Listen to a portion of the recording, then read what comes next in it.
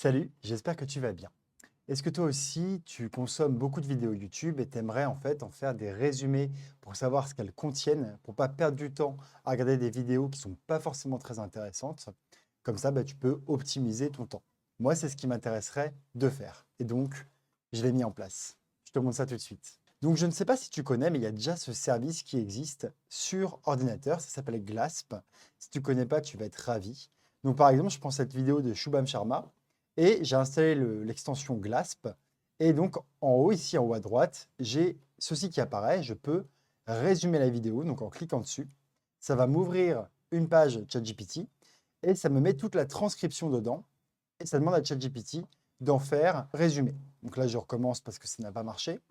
Voilà, donc ça m'a mis toute la transcription et là, ça lui demande de me faire un résumé avec un eurodatage. Donc c'est super, moi je peux avoir en quelques lignes qu'est-ce que contient la vidéo et j'ai peut-être même pas besoin de la regarder. Le problème, c'est qu'on a un nombre limité de GLASP qu'on peut faire par jour, je crois que c'est 5, et surtout on a besoin d'être sur l'ordinateur.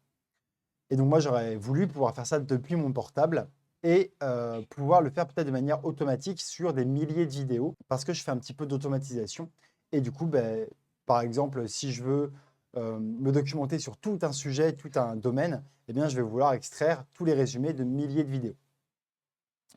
Et donc, pour rendre ça possible, il faut avoir son propre service. Et donc, j'ai cherché comment faire et j'y suis arrivé. Donc, je vais donner un petit aperçu du résultat. Donc, par exemple, moi, ce que j'aime bien faire, c'est ce que je t'ai montré. Donc, utiliser l'URL pour demander un résumé. Donc, je prends la même vidéo, je me l'envoie. Donc, ça, c'est un form N8N, un formulaire N8N. Et là, il va l'analyser et il va répondre, il va me l'envoyer par Telegram. Qu'est-ce qui se passe sous le capot? C'est ce que je vais t'expliquer aujourd'hui. En gros, l'URL est envoyée à un de mes VPS. Donc, un VPS, c'est un serveur distant. Et ce VPS va télécharger la vidéo ou l'audio ou les sous-titres et va me les renvoyer. Donc là, tu vois, il m'a donné la vidéo, enfin, il m'a donné le résumé de la vidéo et je peux après lui poser des questions sur cette vidéo. Donc, quels sont les LLM cités dans cette vidéo? Donc ça, c'est une automatisation N8N que j'ai faite avec mon service du coup, de téléchargement de sous-titres. Mais du coup, les possibilités sont infinies. Donc là, tu vois, il me dit les LLM mentionnés dans cette vidéo sont Gemini, Google, Mistral, Claude, Llama et DeepSeek et Qwen. Voilà. Bon, j'ai regardé la vidéo, c'est exactement ça, donc on est raccord. Donc tu vois que les possibilités sont assez infinies une fois que tu as mis en place cette brique. Cette brique, c'est automatiser le téléchargement de vidéos, audio ou sous-titres YouTube pour les exploiter. Ça paraît simple comme ça et en fait, c'est très compliqué à mettre en place. Moi, j'avais essayé de le mettre en place il y a déjà plusieurs mois et j'avais réussi en installant plein de dépendances sur mon VPS et à force de faire plein de commandes. Au final, je me suis fait hacker mon VPS, ce que tu as pu voir sur mon site. Et du coup, il a fallu que je remette ça en place. C'était très laborieux. Du coup, j'ai voulu simplifier tout ça et j'ai créé un conteneur que tu peux déployer sur ton VPS automatiquement. Alors, je ne vais pas te mentir, c'est pas si simple à installer, c'est pas click and go. C'est un peu plus complexe. Ça nécessite plusieurs prérequis. Le premier prérequis, c'est que tu aies un VPS à toi, donc un serveur distant que tu utilises. Le deuxième, c'est que tu utilises Coolify. Coolify, c'est un installateur de logiciels qui va installer dans des Docker. Des Docker, c'est des petites boîtes dans lesquelles vont être mis les logiciels pour pas qu'ils communiquent avec le reste de ton VPS. Ça permet d'être super sécurisé. Et Coolify, il est vraiment bien foutu. Et donc, j'ai fait des articles dessus sur mon site si tu veux. Enfin, il te faudra un compte GitHub. Alors, t'inquiète pas, c'est 3 fois rien. C'est juste un compte à te créer sur un site. Et il faudra connecter ce compte à Coolify. Ça, je vais te montrer comment faire aujourd'hui. Et il faudra que tu installes deux petits logiciels sur ton ordi, GitHub Desktop et VNC Viewer. Voilà. Si tu es prêt à faire tout ça, eh ben, je te laisse me suivre. Je vais te montrer comment on fait point par point. Je t'ai même pas montré comment ça fonctionnait dans N8N, donc je vais te le montrer rapidement. Dans N8N, tu auras simplement un nœud HTTP request. Je ne sais pas si tu connais. C'est un nœud pour appeler une adresse particulière. Dans ce nœud, tu vas mettre ton adresse IP. Alors ça, c'est mon adresse IP sur le VPS sur lequel je vais l'installer. Et tu vas également mettre le port 4000. C'est sur le port 4000 qu'on va appeler. Et là, tu auras le choix. Tu pourras mettre soit /audio, soit /vidéo, soit /subtitle. Donc, c'est ce que je t'ai renseigné en fait dans cette fiche-là que tu auras à disposition, qui va te permettre de soit télécharger l'audio, soit la vidéo, soit les sous-titres. Donc là, on peut faire un petit test si tu veux. Donc là, je lance. Et il envoie une requête à mon VPS en lui demandant est-ce que tu pourrais télécharger cette vidéo. Cette vidéo, c'est cette vidéo qui a cette URL. En fait, c'est la vidéo que j'ai utilisée juste avant, donc les LLM. Et donc, au bout de quelques secondes, tu vois qu'on reçoit un fichier, donc un fichier en binaire, un fichier que tu peux télécharger. Et là, j'ai demandé de l'audio, donc je reçois de l'audio. Mais qu'est-ce que c'est vraiment? Et ça marche exactement pareil pour les vidéos et les sous-titres. Les sous-titres, c'est un peu plus compliqué. J'ai fait un workflow en Umiten parce que ça t'envoie aussi le timecode et du coup, il faut réussir à bien le traiter. Donc, on est parti pour essayer de mettre en place tout ça. Donc, ce que tu vas faire, c'est déjà aller sur GitHub et te créer ton compte. Donc, moi, j'ai déjà mon compte. Et voilà. Et je vais me créer un nouveau repository. Donc, je vais tout te montrer pas à pas pour que tu comprennes. Donc là, je vais faire New. Et je vais faire New Repository. Donc, on va l'appeler YouTube Test. Donc, apparemment, c'est bon. Je le mets en privé. Et je fais Create Repository. OK, super. Ensuite, je vais aller sur mon ordinateur personnel et je vais ouvrir GitHub Desktop. Donc, moi, il a déjà installé. Toi, il faudra peut-être que tu l'installes. Donc, je vais dessus et je vais aller ajouter un nouveau repository. Donc, je vais faire Clone Repository. Et donc là, il va chercher dans tous mes repositories GitHub. Donc, je vais aller chercher celui que je viens de créer. Donc, je vais les actualiser pour être sûr. Eh bien, c'est YouTube Test que je viens de créer, il me semble. Donc, je vais le cloner. Donc là, il clone le repository. Le repository, il est vide. C'est normal, tu n'as encore rien créé. Tu cliques droit dessus, tu vas faire Reveal in Finder. Donc là, tu arrives dans un dossier. Et dans ce dossier, tu vas mettre le fichier que je vais donner à télécharger. Donc moi, je te donnerai ce que j'ai dans ce dossier-là, qui est Cookie Grabber. Et je te laisserai le mettre ici. Donc moi, je vais le faire à la main. Tu auras à télécharger et à le mettre là. Donc, je le colle. Et là, tu vois, tout est collé. Très bien. On retourne dans GitHub Desktop et on va mettre Upload projet. Alors, avant de le commit, on va juste faire un truc. On va aller modifier 2-3 petites choses dans ce projet. Donc, tu vas aller ouvrir main.py. Donc, ça, c'est ce qui fait tout tourner. Et tu vas l'ouvrir avec un éditeur de code. Moi, je te conseille Visual Studio Code. Je vais le rajouter dans les fichiers à télécharger d'ailleurs. Et donc, tu vas aller modifier 2 petites choses. La première, c'est les whitelisted IP. Donc, tu vas mettre en fait ton adresse IP sur laquelle tu fais tourner ton N8N ici. C'est ce qui va te permettre d'autoriser l'accès à ce script. Donc, je te laisserai rajouter ton adresse IP, toi ici. Moi, tu n'auras pas les miennes, je vais les supprimer. D'ailleurs, je vais les supprimer directement parce que je ne veux pas que tu aies accès à mes IP. Et je te laisse les IP locales quand même.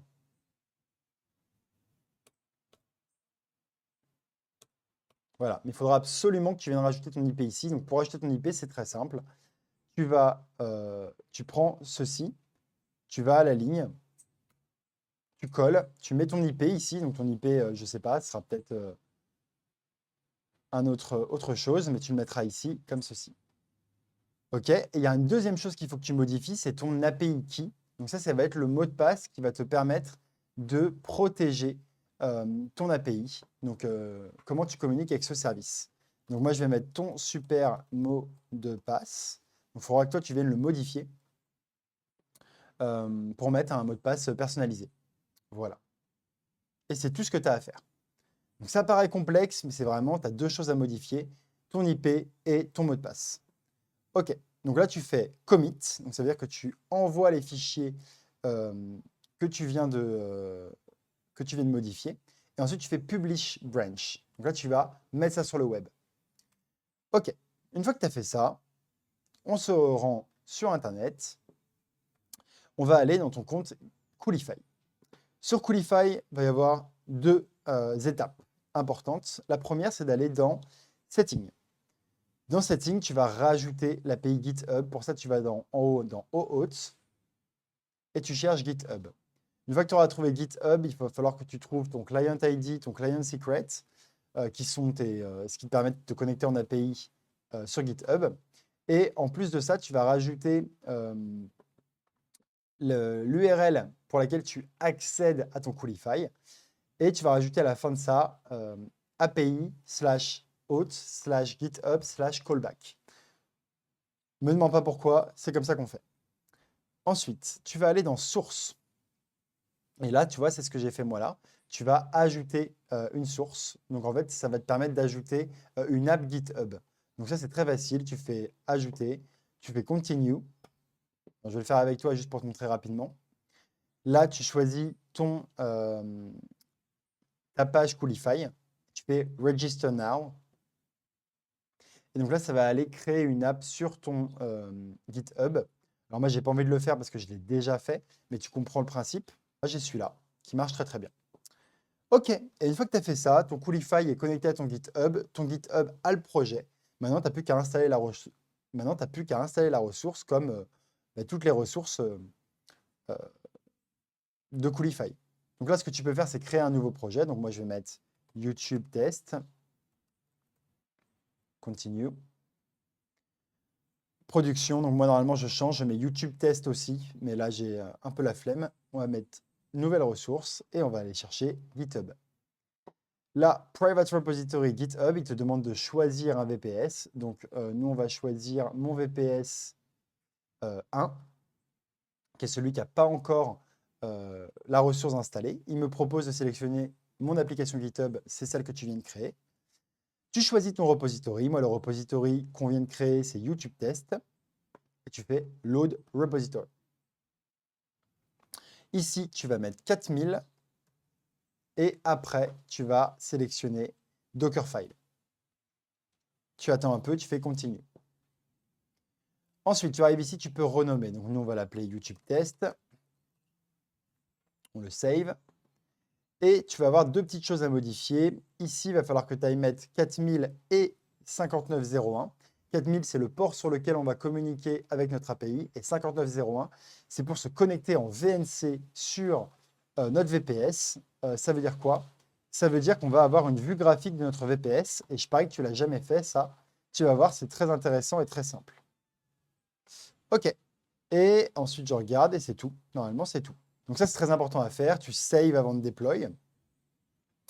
Et on va deploy. Voilà. Donc là, c'est parti. Ça se lance. Pendant ce temps, ce que tu peux faire, c'est télécharger VNC Viewer. Donc moi, je l'ai déjà. Et on va le paramétrer ensemble. Donc moi, je vais sur VNC Viewer. Hop. Moi, mes VPS sont prêts. Et je vais aller ouvrir Terminus. Et on va se connecter donc à notre VPS en question. Super. Donc on arrive sur son VPS. On attend que ça soit bien déployé. Donc c'est pas encore fini. Le premier déploiement est toujours un peu long parce que c'est le temps qu'il installe toutes les dépendances, donc qu'il fasse tous les téléchargements. Et si tu dois redéployer, il y aura déjà tous les packages installés, donc ça ira beaucoup plus vite par la suite. J'en profite pour te montrer, dans l'onglet déploiement, eh ben, tu vois ici quelle est la version du projet dans ton GitHub que tu as déployé. Donc tu vois que c'est bien le upload project qu'on avait notifié dans notre GitHub desktop. Donc quand tu vois history, tu vois que c'était bien le upload project. Si je changeais des choses et que je faisais push, eh bien ça me les déploierait automatiquement sur mon Coolify. Ils sont liés en fait les deux. Et dès que tu push, ça déploie. Donc ça se redémarre tout seul. Alors il faudra que tu fasses attention parce que quand tu redéploies, il faudra que tu refasses après les étapes qu'on va faire par la suite. Parce que quand tout ton conteneur redémarre, ça remet tout à zéro et donc il faut que tu recommences. Donc évite de redémarrer ton VPS ou ton conteneur parce qu'il faudra que tu refasses les étapes qu'on va faire tout de suite. Là, tu vois, ça vient d'être déployé, c'est passé en success et donc on peut passer à la suite. Donc la suite, on se retrouve sur ton VPS, donc tu t'es connecté avec Terminus parce que tu sais le faire normalement et on va passer à la suite. Donc tu vas utiliser les commandes que je te donne. Donc ces commandes, ça va être sudo docker ps. Donc tu tapes ça. Là, ça va afficher tous les conteneurs qui sont sur ton VPS et tu vas prendre celui qui a un nom bizarre parce que j'ai pas réussi à lui donner de nom. Je suis un développeur débutant. Et tu copies ce petit nom ici. Et on va s'en servir juste après. Ensuite, tu copies la deuxième ligne que je t'ai donnée. Et tu vas venir remplacer le nom. Donc, on se place juste devant. On remplace et on colle le nom qu'on vient de copier. Tu vas faire Entrée. Et donc ça te permet de rentrer dans le conteneur. Donc, dès que tu as le petit /app qui apparaît, c'est que tu es dans le conteneur. OK. Ensuite, on va appliquer les prochaines commandes. Donc, export user routes. Donc, jusque-là, pas de souci. Et VNC server. Donc ça va paramétrer ton VNC, donc ton interface graphique. Donc là, tu mets un mot de passe de 8 caractères. Tu le confirmes. Et tu mets non. À partir de ce moment-là, on va pouvoir utiliser l'application que tu as installée qui s'appelle VNC Server. Moi, je suis déjà connecté, mais toi, tu devras sûrement te connecter. Donc, tu auras cette interface-là. Tu mets ton adresse IP, le port 5901, et ensuite, tu te connectes. Donc, tu te connectes, il va te demander ton mot de passe, comme moi. Je me connecte. Et ça me permet d'accéder à mon petit VPS. Donc là, c'est la première fois que tu vois le bureau de ton VPS, je pense. Et moi, je trouvais ça génial quand j'ai découvert ça. Et tu vas maintenant ouvrir Brave. Alors, on va ouvrir Brave et se connecter à Google pour que YouTube ne sache pas qu'on utilise des scripts. On veut télécharger et que YouTube croit qu'on est un utilisateur normal. Sinon, il nous bloque. Donc, je lance ça. Et là, hop, il y a plein de trucs qui tournent. C'est normal, t'inquiète pas. Et là, on va ouvrir du coup notre VNC. Alors, pourquoi j'ai choisi Brave? Parce que Brave, au bout d'un moment, il bloque les publicités, les cookies, tout ça. Et c'est ce qui va nous permettre de bien nous connecter. Donc là, je vais aller sur youtube.com parce que c'est youtube.com auquel on va accéder. Au début, c'est normal, ça va cracher. En fait, c'est le temps que Brave se lance correctement. Et il faut que tu attendes en haut ici que le Brave Shield s'active et qu'il contre du coup toutes les choses que nous envoie YouTube. Donc là, tu vois, ça marche presque, ça va planter. Voilà. Pourquoi ça plante? Parce que notre Brave Shield n'est pas encore activé, il va s'activer. On attend, ça va le faire. Alors, là, ça nous a fermé notre fenêtre, c'est pas grave, on revient dans notre VPS, on réexécute. Ça va nous rouvrir la fenêtre. Voilà. Ça referme, pas de souci, on relance. Alors là, ça nous relance, ça nous rebloque un peu trop violemment. Donc, ce qu'on peut faire, c'est qu'on va kill le process et le relancer. Donc, hop, kill le process. On vient de le tuer et on le relance. Donc ça, c'est que des commandes que je t'ai données dans mon petit guide. T'inquiète pas. Alors moi, je vais bloquer. Et on va retourner à YouTube. C'est bien parce que ça ne me le faisait pas souvent, ça, mais au moins, ça te permet de voir comment ça se passe. Voilà. Et là, tu vois que ton petit Brave Shield s'est activé. C'est ça qui nous permet de nous connecter. Donc là, hop, je vais me connecter. Donc là, j'utilise mon adresse Google pour faire des bêtises, c'est-à-dire une adresse Google pas importante, sur laquelle j'ai mis un mot de passe faible parce que je n'ai pas accès à mon gestionnaire de mots de passe depuis le VPS. Et donc, ça va me permettre de me connecter à mon compte. Alors là, ça m'a fermé, encore une fois, mais il faut le relancer, c'est pas grave. Il faut vraiment que vous arriviez à vous connecter correctement.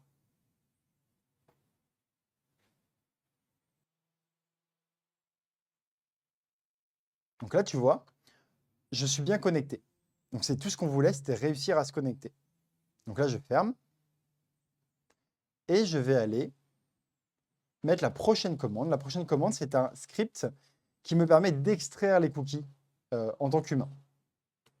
Donc là, je lance mon script. On vérifie qu'il se lance bien. Là, on voit que ça ouvre un truc dans mon VNC. Super. Ça ouvre YouTube automatiquement. Je ferme YouTube. Et on regarde notre VPS et on voit que les cookies ont été enregistrés au format Netscape. Ça veut dire qu'à partir de maintenant, il va pouvoir se connecter tout seul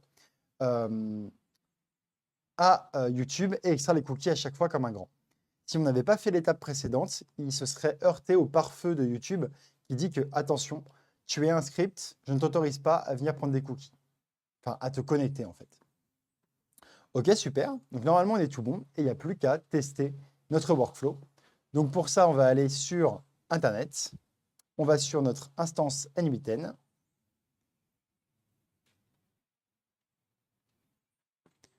Hop. Donc toi, ce que tu mettras, ça sera tu vas mettre ton adresse IP sur le port 4000 et tu vas choisir ce que tu veux. Je te conseille l'audio, c'est pas très lourd et c'est moins complexe à traiter que les subtitles. Donc pour tester, c'est très bien.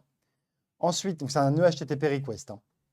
Ensuite, tu vas mettre ici le premier header authorization bearer et le mot de passe que tu as choisi au tout début quand on a modifié le code. Et ensuite, ici, tu mettras un body avec l'URL que tu veux tester. Alors, bien sûr, elle pourrait être dynamique, cette valeur. Moi, je l'ai mis en figé pour que tu testes assez rapidement. OK. Moi, je vais remplacer l'adresse IP par mon adresse IP sur laquelle je viens d'installer mon conteneur, que je vais flouter forcément. Et on va le tester ensemble. Donc, fais très attention à l'IP que tu mets. Tu vois, là, moi, je n'ai pas mis la bonne IP. Ce n'était pas le bon VPS. Hop, je relance. Alors là, il me dit « Check the credential ». Parce que je me connecte. Alors voilà. Je me connecte en 172.0.1. Donc là, s'il te met cette erreur-là, c'est que ton IP, elle n'a pas été autorisée. Donc, tu vas aller la rajouter dans ton code. Donc, tu ouvres de nouveau ton code et tu vas la rajouter ici. Donc, moi, je l'avais supprimée, tu vois. Mais je vais la rajouter. Comme ça te fait un cas d'étude. C'est top. Donc, ça, c'est l'IP qui me réclame, en fait. Voilà. Je ne mets pas de virgule et je sauvegarde. Je vais dans mon GitHub Desktop. Et tu vois que là, j'ai une change file. Ben, j'ai rajouté en fait cette IP. Et donc, je vais mettre rajout de mon IP. Je commit la faille et je push. Comme je push, alors je vais sortir de mon VNC parce que ça va le bloquer. Je vais aller sur mon VPS, je vais sortir en faisant un exit. Et normalement, du coup, ça relance mon conteneur Coolify parce qu'il va détecter, tu vois, il est reparti. Il a détecté qu'il y avait eu un changement. Donc là, il va relancer mon conteneur Coolify. Il a bien vu que j'avais fait un rajout de mon IP. Et il va falloir se reconnecter, du coup, à ce conteneur à la main, comme on l'a fait avec Brave. Il faut le reconnecter. J'ai essayé de faire en sorte qu'il n'y ait pas besoin de refaire cette manipulation quand on redémarre le conteneur en mettant des volumes persistants. Mais ça ne fonctionne pas. Je n'y arrive pas. Peut-être que d'autres personnes sont plus expérimentées que moi et ont réussi à le faire. Mais moi, je n'ai pas réussi. Donc, vous êtes obligé à chaque fois que vous relancez votre conteneur de refaire la petite manipulation avec le VNC, c'est-à-dire aller sur votre VPN, tout est bon, on ferme notre fenêtre. Les cookies sont enregistrés, on peut tester notre application N8N. Et donc, on se rend ici. Tu auras mis ton IP, tu fais test. Tu peux vérifier dans ton Coolify. Hop, je refresh et je vois qu'il y a bien eu une requête, tu vois, à l'heure d'aujourd'hui, qui s'est soldée par un 200. 200, ça veut dire que ça passe, que c'est bon. Si tu as un 500, c'est que ça ne marche pas, il y a eu un problème. Voilà, ici j'ai eu le bon workflow. Donc tu vois, avec mon super mot de passe. Donc ça fonctionne. Ça y est, ça fonctionne. Donc voilà, c'était tout pour ce petit tutoriel qui était plutôt long au final. Donc je te mets moi à disposition le repository que tu n'as plus qu'à upload dans ton GitHub et à push dans ton Coolify. Je te fournirai également, peut-être en bonus ou dans un produit à côté, les workflows N8N qui te permettent d'exploiter ce nouveau service que tu as mis à disposition sur ton VPS. Si tu as le moindre souci, n'hésite pas à me contacter. Si tu as des idées d'amélioration aussi, moi je suis vraiment débutant dans ce qui est tout ce qui est Docker, GitHub, etc. Je l'ai appris sur le tas. Et si tu as besoin d'aide pour mettre en place ça sur ton VPS, n'hésite pas, on peut se prévoir un call et on voit ça ensemble. Je suis freelance automatisation à côté, donc moi, je peux très bien déployer ces apps depuis mon ordi et ça sera avec plaisir d'échanger avec toi.